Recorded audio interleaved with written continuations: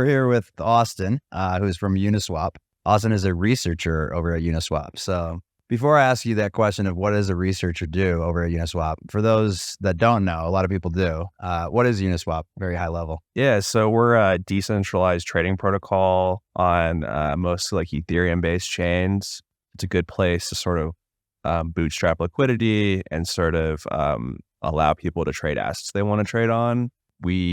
I work at Uniswap Labs, which sort of builds apps on top of the Uniswap protocol. But the Uniswap protocol is sort of like the canonical thing people usually think of, like, Uniswap V2, Uniswap V3, where you get all your favorite coins and trade with. Yeah, I think it's sort of like a cool market primitive that hasn't existed before. It's a good way to sort of like programmatically trade between coins that hadn't really existed. Yeah. So I know you went to the University of Kansas. We were just talking about that. So go Jayhawks. That's right. Big game versus Baylor today. I didn't see what happened. I actually haven't been watching.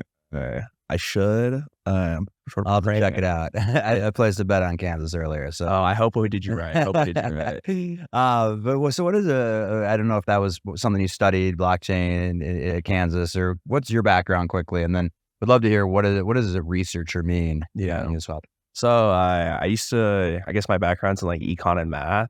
So I did my undergrad, and then I did a lot of work on like how do foreign exchange markets work, especially like ones that aren't super liquid, like dollars. Like the dollar and the euro are really, really liquid.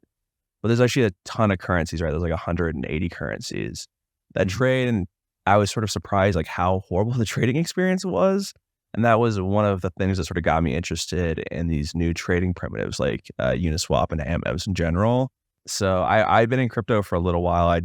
I'm like mined in 2017, and I was pretty interested in like how this all works. It's my first sort of bull run. I had no idea what I was doing. And then I sort of learned through the sort of like last cycle and the cycle before, like what all this really meant. And then in my previous job, I started writing papers about stable coins and how different trading protocols worked, and like how there's a lot of people who really, really need to trade between their currencies. And that's sort of what got me down this path.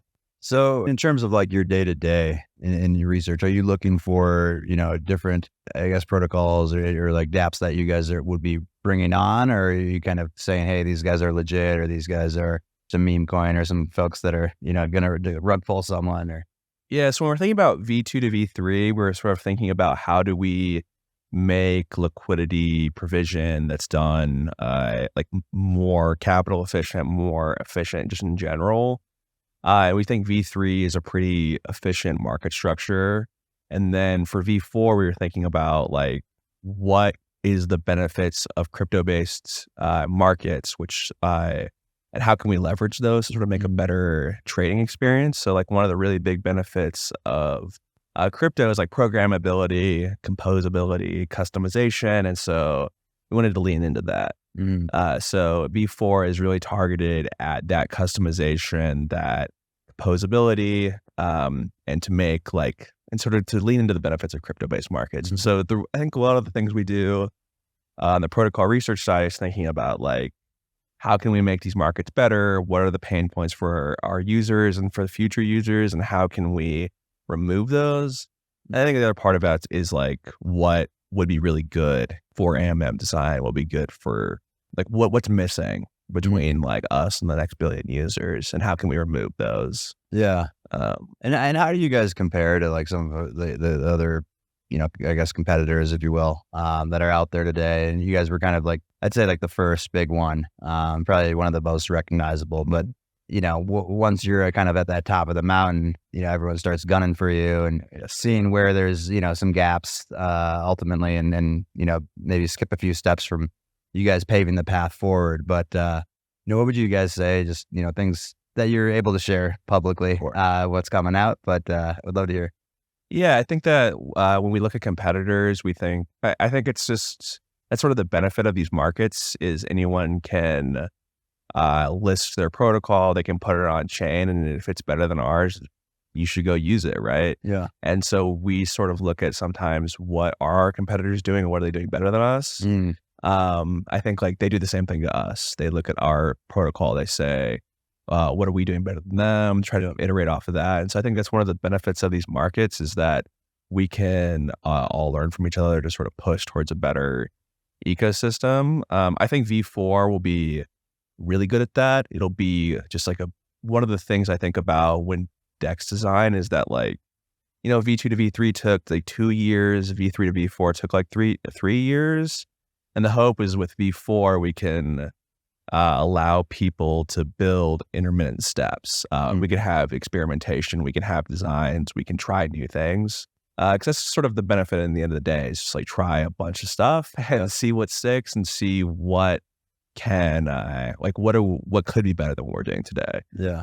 Were you here last year at ETH Denver? I was. What would you say the vibe? I've been feeling pretty positive, but I'd love to hear your take of like where things are. The vibes last year were a little rough, to say. We launched our wallet last year, quick show, but we sort of like launched it and the sort of perception was muted and people weren't super excited. And then this year, everyone just came up to us and they were just so happy to like sort of be there. And there was a lot more booths. It felt like. Did you go to the conference? Yeah, I haven't been this year, so I have been doing a lot. To be honest, and like a lot of the side events. I'm gonna try to make it over for RFK in like an hour or so. But yeah, I mean, you still get the vibe from people, happy hours and things like that. Heck, man. Yeah, it's been pretty cool to see. And just even like trying to listen. It's always funny. They a lot of these side events will have a stage and people are talking, but like. People are half paying attention, but the side conversations you're having, and it just feels that the energy is way different and it's exciting. So much different in a good way too. Yeah. And obviously the majority of that is because the prices are going up. We're in kind of this bull market, but